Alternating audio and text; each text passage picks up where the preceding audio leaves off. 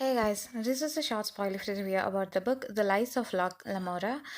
This is the first book in the Gentleman Bastard series written by Scott Lynch that got released in 2006. Let's dive into the story. Being orphan in Camor is not easy.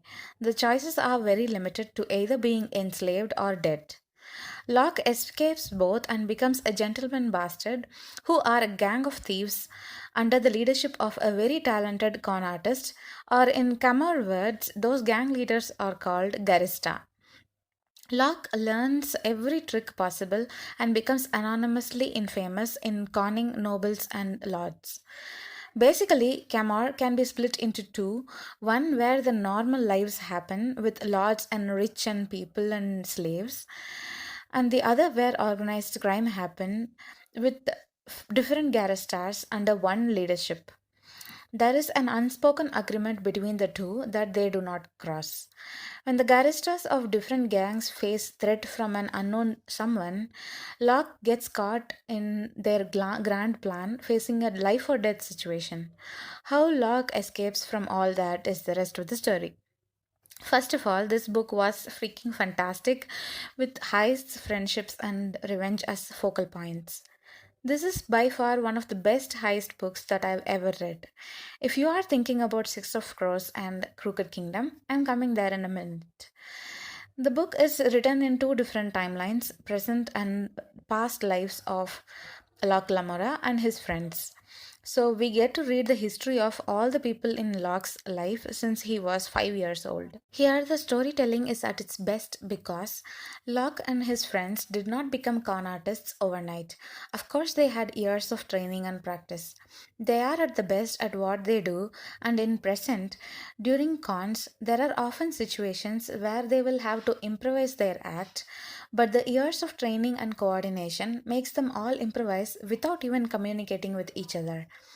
All that comes with experience, and that experience is what we read in the past timeline.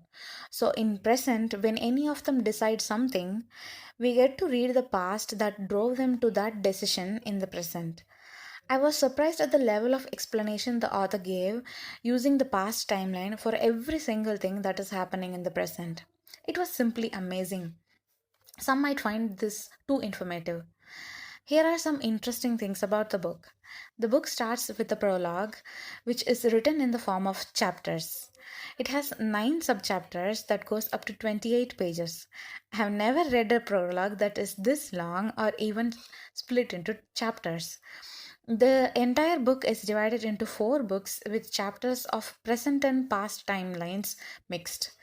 Each chapter has subchapters like prologue.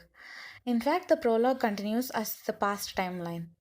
Each book starts with a quote that suits best for what comes next.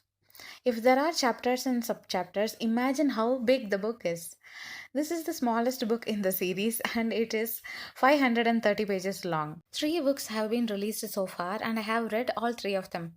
As I had so much to say, I decided to make 3 separate videos for all the 3. Now, coming back to the comparison with Six of Crows. We all love Six of Crows mainly because of its characters, especially Kaz.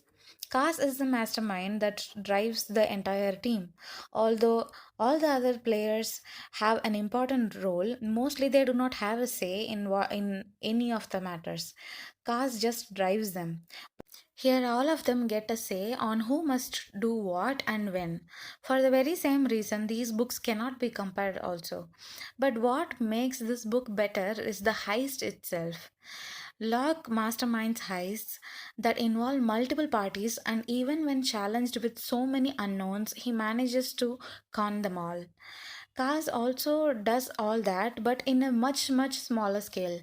This book is better because of the stage that it gave for Locke to perform. If it comes down to choosing between Kaz and Locke, I would definitely choose Kaz because he is a badass, but I cannot deny that this book has better heist than Six of Crows. If you love heists and revenge, you will love this book. Even if you don't want to read the entire series, I would suggest you to read this book alone. I would rate this book a 5 out of 5. Thank you guys for watching this video. If you like this review, hit the like button and subscribe to my YouTube channel.